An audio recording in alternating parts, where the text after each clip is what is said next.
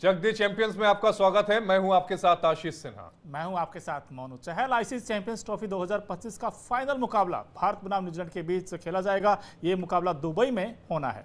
Team India के सामने New Zealand खड़ा है और टूर्नामेंट में वो खूब लड़ा है।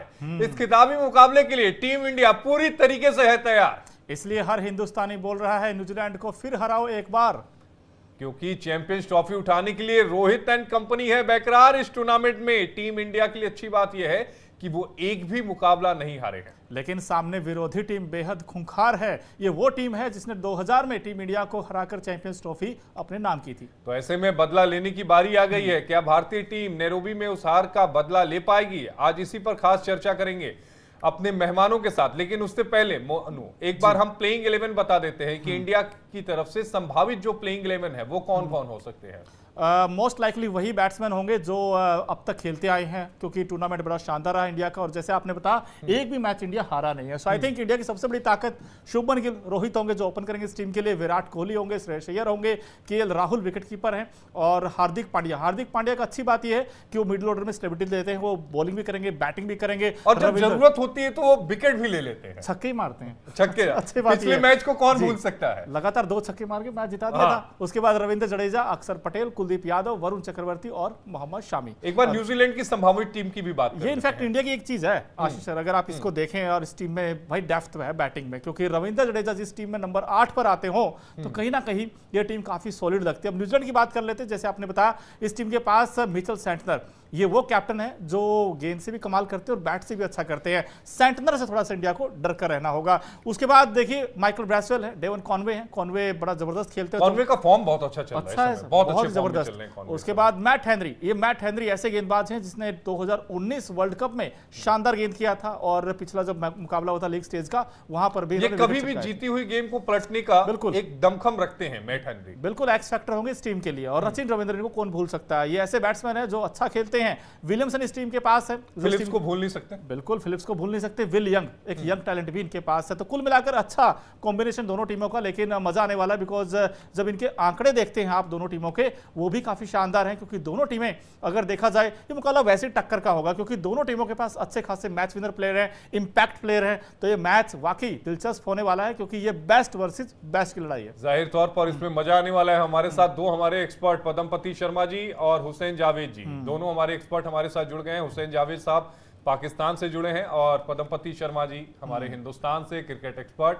पदमपति जी, बड़ा दिलचस्प मुकाबला होने वाला है। मोनू और हम चर्चा भी कर रहे थे कि भाई अब जो रोहित एंड टीम है वो कप जल्दी से लेकर आए, लेकिन क्या आपके ध्यान में ऐसा कोई कप हुआ है कि एक साल के भीतर ही किसी टीम ने लगातार 2 बड़े कप, यानी अगर हम T20 वर्ल्ड कप की बात करें, अगर हम चैंपियंस ट्रॉफी भी जीत जाते हैं, तो क्या कोई टीम ऐसा करिश्मा कर पाई है आज तक? देखिए, सच्चाई यह है कि ये यहाँ तुलना की कोई जरूरत नहीं है आशीष। यहाँ वर्तमान फॉर्म की जरूरत है, और वर्तमान फॉर्म ये चीख चीख के कह रहा है कि भारतीय टीम इंडिया अपने पूरे रंग में आ चुकी है।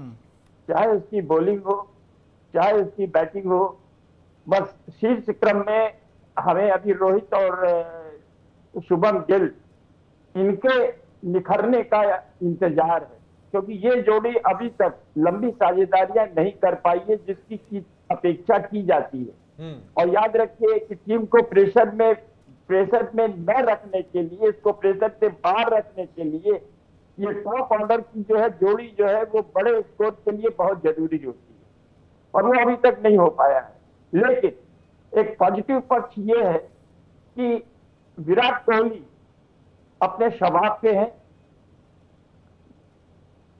आपके श्रेयस अय्यर भी जो है फुल फॉर्म में है, अच्छे स्कोर कर रहे हैं। सबको चौंका दिया है अक्षर पटेल ने अपने अंदाज से कि वो राहुल से पहले उतर रहे हैं और टीम के साथ जस्टिस भी कर रहे हैं, गंभीर के निर्णय को सार्थक भी बना रहे हैं। हार्दिक पांड्या जरूरत के वक्त पे न केवल विकेट ले रहे हैं, बल्कि जब जहां जरूरत है वहां ब्लॉक करके रन भी बना रहे हैं। तो ये टीम के लिए कुछ कह नहीं सकते। लेकिन एक बात मुझे कहनी होगी आशीष, मुझे समय दीजिए 2 मिनट। ये प्रेशर में लाने की कोशिश की जा रही है। और हमारे घर के बाहर के लोग नहीं, घर के अंदर के लोग, जब हमें मुकाबला न्यूजीलैंड से खेलना था तब जानते हैं क्या हुआ था? एक महिला डॉक्टर, क्या नाम था, शमा है, उन्होंने एक बकवास की थी कि रोहित शर्मा मोटे हो गए हैं और बेकार के कप्तान। तो बेकार का कप्तान है, चार आईसीसी के टूर्नामेंट के फाइनल में ले जाने वाला कप्तान अगर बेकार और मोटा है तो उनकी क्रिकेट की समझ पर मुझे तरस आता है। अभी कल देखिए नया एक खेला हुआ है। लेकिन जी मैं आता हूं पदमपति जी, चूंकि आपने जिक्र किया, लेकिन कई बार ऐसी भी तो होता है ना कि किसी को बहुत जल्द लैमलाइट में आना हो तो इस तरह के विवादित बयान दे दो। इससे पहले क्या आप उनका नाम जानते थे क्या? नहीं जानते थे। मैं भी नहीं जानता था, मैंने भी पहली बार सुना। और वो नेशनल स्पोर्ट्स पर्सन है। हाँ, मैं भी नहीं जानता था। मैंने भी अपने लाइफ में 19 सालों में बहुत इंटरव्यूज लिए, लेकिन मैंने आज तक उनका कोई बयान, कोई बाइट या फिर कोई इंटरव्यू मैंने तो नहीं किया था। लेकिन शहाबुद्दीन रिजवी साहब जो बरेलवी है, ये तो अक्सर वजनलाइट में आते रहते हैं और हमेशा कंट्रोवर्सी खड़ी करते रहते हैं। एक नई कंट्रोवर्सी खड़ी की है। ये कहा जाए कि क्रिकेट को बिल्कुल नहीं जानते तो ये गलत है, क्योंकि उनको पता है कि शमी का क्या दायित्व है, शमी क्या कर रहे हैं वहां पर। और उन्होंने यहाँ तक कह दिया कि रोजा नहीं रखा है और खुदा के सामने जो है उनको जवाब देना होगा, वो अपराधी है। शर्म आती है मुझे ऐसे बयानों से, क्योंकि वो बनते हैं अपने को इस्लाम के बहुत बड़े महापंडित, लेकिन इस्लाम के बारे में शायद उनको ज्यादा जानकारी नहीं है कि कहा गया है कि अगर कोई बीमार है या मुसाफिर है, सफर में चल रहा है तो उसको छूट है, वो रोजा बाद में भी कर सकता है। हमें याद है कि अमला ने आपके दक्षिण अफ्रीकी महान बल्लेबाज अमला ने ट्रिपल सेंचुरी लगाई थी तो रोजा नहीं रखा था, जबकि कहा गया कि बिना। फिर मैं आपको वही बात कहूंगा पदमपति जी कि रिजवी साहब इस तरह के बयान ना देंगे तो रिजवी साहब को कोई चलाएगा क्या? घूम फिर के बात वही आ रही है। नहीं, लेकिन देखिए ये अभी देवबंद ने क्या बयान दिया? इससे पहले भी कई तरह के विवादित बयान दे चुके हैं और बाद में माफी मांग चुके हैं। हुसैन जावेद साहब के पास भी जाएंगे। देवबंद ने कल क्या कहा? तो वो क्या उन्होंने कहा कि सबसे बड़ी इबादत है शमी जो है देश के लिए कर रहे हैं, ये इससे बड़ी कोई इबादत हो नहीं सकती। बिल्कुल बिल्कुल। लेकिन पदमपति जी, उनको पाकिस्तान के एक महान क्रिकेटर इमरान खान साहब का वो बयान मोनू जरा याद कराइए। बिल्कुल पदमपति सर, ऐसा होता है ना सर, क्रिकेट मैदान पर खेली जाती, बाहर बैठकर तो कोई भी कुछ भी बोल देगा। और इन चीजों से शायद क्रिकेट देश के लिए खेला जाता है, बिल्कुल, व्यक्तिगत के लिए नहीं। एक मिनट बोलो। लेकिन दुर्भाग्य क्या है देखिए कि उनको क्रिकेट की जरा सी भी समझ नहीं है। तो वही तो मैं कह रहा हूँ इनफैक्ट। एक फास्ट बॉलर, और वो भी ऐसी जमीन पर, ऐसी धरती पर जहाँ बहुत ठंड नहीं पड़ती, जहाँ भयंकर झुलसा देने वाली गर्मी पड़ती है। और एक फास्ट बॉलर जब बॉलिंग करता है, ओवर खत्म होता है तो अक्सर हम देखते हैं कि वो बाउंड्री लाइन पे जाता है दौड़ा हुआ चेंज ओवर के समय, और जा करके वो थोड़ा ड्रिंक पीता है, तौलिए से अपना मुंह पोंछता है और ये चाहते हैं कि डिहाइड्रेशन हो जाए, वो बेहतर ओवरों के पास चला जाए। बिल्कुल पद्मपति सर, वही बात है ना, बाहर बैठ के तो बड़ा आसान होता है कि यार ये खिलाड़ी अनफिट है, ये खिलाड़ी, या फिर इस तरह के शॉट मारने चाहिए थी, बॉलिंग ऐसे करनी चाहिए थी, हाथ थोड़ा ऐसे घुमाना चाहिए था, और ये सही नहीं हुआ। शमी भी जानते हैं उनका क्या रोल है, और हम भी जानते हैं, पूरा हिंदुस्तान जानता है शमी ने इंडिया के लिए क्या किया है। वनडे वर्ल्ड कप 2023 में हाईएस्ट विकेट टेकर है शामी, 24 विकेट लिए थे हुसैन साहब शामी ने। उसके बाद T20 वर्ल्ड कप आप देख लीजिए उठाकर, कोई भी 2019 देख लीजिए आप, चैंपियंस ट्रॉफी में भी इंडिया के लिए सबसे ज्यादा विकेट लिए उन्होंने, 5-5 विकेट लिए हैं। लेकिन वापस क्रिकेट पर आते हुए कि न्यूजीलैंड टीम भाई पहले दुबई से लाहौर गई, अब लाहौर से वापस दुबई आई है। ये जो चेंज हुआ, इनफैक्ट अगर आप देखें 4 दिन का ब्रेक के बाद वो आई है, क्या मास्टर प्लान होने चाहिए दोनों टीमों के पास? खासकर मैं इंडिया की बात करता हूं, इंडिया क्या करे ऐसा कि न्यूजीलैंड को रोके, बिकॉज न्यूजीलैंड बेहतर होके आया है सर वहां से, पाकिस्तान से। शुक्रिया कि आपने मुझे इनवाइट किया। देखें, एक चीज मैं शामी के बारे में यहाँ पे कहना चाहता हूँ, हम सिर्फ शामी को ऐसे मत देखें कि इस टूर्नामेंट में उन्होंने कितने विकेटें ली हैं, इससे पहले उन्होंने पिछले वर्ल्ड कप में क्या किया था। इस बार शामी ने अलग काम किया। अब ये मत भूले कि इंडियन टीम के पास बुमराह नहीं है, और उनकी काफी हद तक कमी शामी ने पूरी की है, तो ये उनका क्रेडिट बनता है। तो मैं तो उनको फुल इस बात पे क्रेडिट दूंगा कि मुझे उम्मीद नहीं थी कि बुमराह के बगैर टीम इंडिया जो है वो इतना अच्छा खेल पाएगी, लेकिन शामी ने क्या कमाल की गेंदबाजी की है कि उनकी कभी फील नहीं होने दी। और अब एक मैच रह गया है ट्रॉफी से दूर। दूसरी बात है कि आपने अभी न्यूजीलैंड की बात की कि उनको सफर करना पड़ा, पहले वो दुबई आए, फिर दोबारा लाहौर गए, अभी दोबारा दुबई आए, तो उसमें तो सैटनर का बयान भी आ गया सामने कि ये कुछ अच्छा नहीं हुआ। तो मैं ये कहूंगा कि ये आईसीसी का कसूर है, ये मुकम्मल तौर पर आईसीसी इसमें कसूरवार है कि जिनको इन तमाम चीजों को पहले से मैनेज करना चाहिए था। लेकिन कई लोग मैंने देखा ये भी कह रहे हैं कि नहीं, ये टीम इंडिया को इसका फायदा हुआ है और टीम इंडिया ने इसका लाभ लिया कि वो आराम से अपने होटल से उठते हैं और वो मैदान में जाते हैं और उसके बाद। सर इस पर एक चीज मैं पूछना चाहता हूं, ऐसे तो फिर आप इंग्लैंड को ही बोल देंगे भाई इंग्लैंड ने तो सारे मैचेस पाकिस्तान में खेले हैं, अगर वो भी तो आ सकते थे वहां से।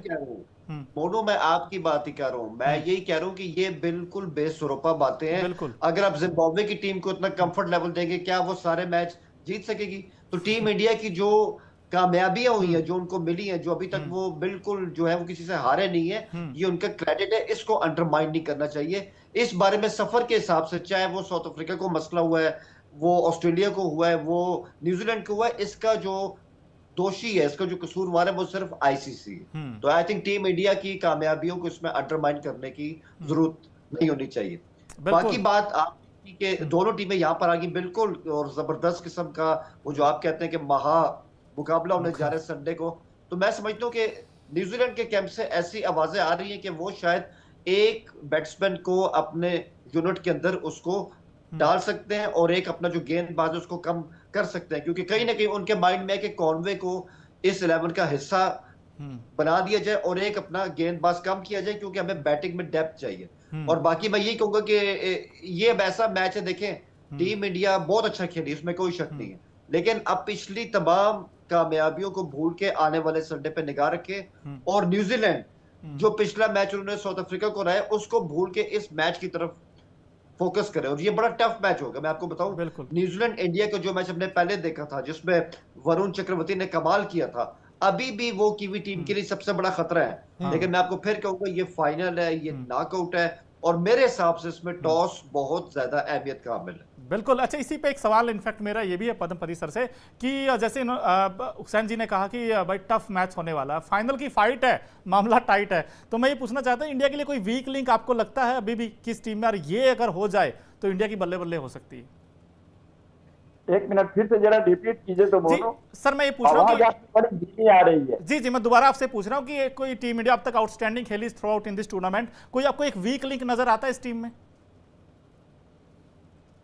देखिए, मैंने तो अभी पहले ही कहा कि हमारा जो टॉप ऑर्डर है वो एक बहुत बड़ा वीक लिंक का बन के सामने आया है। अभी तक हमारे ओपनर ने वो पारी नहीं खेली है जिसकी कि उनसे अपेक्षा थी, और वो उनको चलना होगा, क्योंकि ये लास्ट मैच है। आपको पता होगा कि रोहित ने बीसीसीआई को कह दिया है कि नया कप्तान खोज सकते हैं वनडे के लिए। तो आप ये देखिए कि उनको भी रन बनाने होंगे। ठीक है, वो हिटमैन है, तेजी से रन बना रहे हैं, लेकिन बड़ी पारी नहीं खेल रहे। और जब ये शख्स रंग में होता है, तो मैंने पहले भी कहा है, अगर ये रोहित ने 50 पार कर लिए तो समझ लीजिए कि इनका स्ट्राइक रेट जो है वो 2 पर हो जाता है, यानी कि एक गेंद पर 2 रन। लेकिन दुर्भाग्य से अभी ऐसा नहीं हो पाया है। तो ये इनको दिखाना होगा कि नहीं, अभी वो चुके नहीं है, और अभी भी उनको। अच्छा, दूसरी चीज ये है कि वो विराट कोहली का भी अनुसरण कर सकते हैं, वो हिट लगाए, वो पुल करें, वो हुक करें, डांस भी करें, लेकिन थोड़ा संभल के करें। मेरा ये मानना है कि अगर टॉस जीत के पहले बैटिंग मिलती है तो कोई फर्क नहीं पड़ेगा। अगर टॉस हारते हैं, सॉरी अगर टॉस जीतते हैं तो मुझे तो उम्मीद है कि वो पहले फील्ड करना पसंद करेंगे, सामने वाले को बैट देंगे। लेकिन अगर मान लीजिए उनको बैटिंग करनी पड़ती, जैसा कि पिछली बार भी किया। आखिरी कमेंट हुसैन जावेद साहब लेवल ले लेते हैं क्योंकि समय की थोड़ी कमी है। हुसैन जी, आखिरी कमेंट आपसे, क्या पदमपति शर्मा जी की बात से सहमत हैं? हालांकि इस बात को हम भी मानते हैं कि टॉप ऑर्डर जो है वो अभी उस तरह से परफॉर्म नहीं कर पा रहा है जिस तरह से हमें जरूरत है। मैं इसमें यही कहूंगा जी, मेरे हिसाब से टॉस बहुत इंपॉर्टेंट है, और मेरे ख्याल में जो टीम इसमें टॉस जीत जाती है उसको पहले बैटिंग करनी चाहिए। और मैं फिर टीम इंडिया, मैं आपको बताऊं, टीम इंडिया मेरे लिए फेवरेट टीम है। इट इज 51-49, 51 इज इंडिया, लेकिन मैच टफ होगा। एक चीज सिर्फ मैं इसमें आखिरी बात ऐड करूं, मुझे पता है कि आपके पास वक्त कम है, मैं आपको बताऊं वीक लिंक जो इंडियन टीम का ना, ऐसा ना हो कि टीम इंडिया का टॉप ऑर्डर, चाहे वो पहले बैटिंग करें चाहे वो बाद में बैटिंग करें, वो अगर गिर जाता है और जिम्मेदारी आती है केएल राहुल के ऊपर, तो मैं आपको बताऊं केएल उसको संभाल नहीं सकेंगे। ये वीक लिंक है, ये वाहिद इस टीम का वीक लिंक है। वहां पर विराट कोहली की जरूरत पड़ेगी ही पड़ेगी, और विराट का रहना जरूरी होगा। क्यों जावेद साहब? सर विराट तो वन मैन टीम है, मतलब मैं कहता हूं कि अगर वो खड़े रहे तो कोई इसमें कोई दो राय नहीं है। विराट तो कुछ भी कर सकते हैं और वो कर चुके हैं, जितना वो इस टूर्नामेंट में टीम इंडिया के लिए कर चुके हैं वो जबरदस्त है। लेकिन मैं सर की बात से एग्री हूं कि बाकी बल्लेबाजों को भी अपनी जिम्मेदारी उठानी चाहिए, और खासकर मैं यही कहूंगा कि शर्मा को आखिरी मैच में थोड़ी सी अपनी बैटिंग स्ट्रेटजी चेंज करनी चाहिए। सर ने सही कहा है, अगर शर्मा 15 ओवर तक खड़े हो गए तो ये टीम इंडिया के लिए बहुत अच्छा होगा। बस वो 15 ओवर तक ही खड़े हो, क्यों मोनू? 15 ओवर तक कम से कम वो खड़े हो जाए कि टीम का स्कोर जो होगा उसके बाद 350 के ऊपर जाएगा। बिल्कुल, बस 10 ओवर भी खेल गए ना। टॉस सर, टॉस जो एक बार बताइए, ये विकेट पर जो है 300 पार करना बहुत मुश्किल है, बहुत मुश्किल है। बिल्कुल, तभी तो रोहित शर्मा चाहते हैं कि कम से कम 15 ओवर तो खेले। अब तक हुआ नहीं है इस पिच पर। जो हुआ नहीं वही तो होगा ना। अगर आप 280 290 तक स्कोर करते हैं तो that would be the winning score. नहीं, हम तो 300 प्लस मान के चलेंगे पदमपति जी, हम तो चाहेंगे 300 प्लस जाए। नहीं, यहाँ 300 का स्कोर हुआ है, ऐसा नहीं है नहीं हुआ, लेकिन जो वर्तमान पिच है उसको देखते हुए हम ये कहते हैं कि गेंद रुक के आ रही है, जो विकेट फास्ट में है, यहाँ स्ट्रोक जावेद साहब, है। जावेद साहब आप कुछ कह रहे थे, ब्रेक पे जाना है जी। सिर्फ आखिरी बात है मेरी, मैं कहता हूं चाहे टॉस टीम इंडिया जीते या उसको न्यूजीलैंड जीते, पहले बैटिंग करनी चाहिए। और मेरे हिसाब से जिस टीम ने भी 290-80 के करीब स्कोर उनका हो गया, तो जो टीम बाद में बैटिंग के लिए आएगी उनके लिए बड़ी मुश्किल होगी, बहुत मुश्किल होगी। पदमपति शर्मा जी और हुसैन जावेदी, आपका जुड़ने के लिए बेहद शुक्रिया। तो जो टीम भी टॉस जीते, हमारे एक्सपर्ट्स का कहना है कि पहले वो बैटिंग ले, और अगर 300 के करीब मार देती है तो इसका मतलब यह है कि काफी हद तक वो अपनी जीत जो है वो सुनिश्चित कर लेंगे। लेकिन फाइनल का मुकाबला है, मैं मोनू, प्रेशर रहेगा और बड़ा दिलचस्प रहेगा, महामुकाबला रहेगा। अभी के लिए चक दे चैंपियंस में इतना ही। बुलेटिन में वक्त हो गया एक छोटे से ब्रेक का, ब्रेक के बाद फौरन हाजिर होते हैं।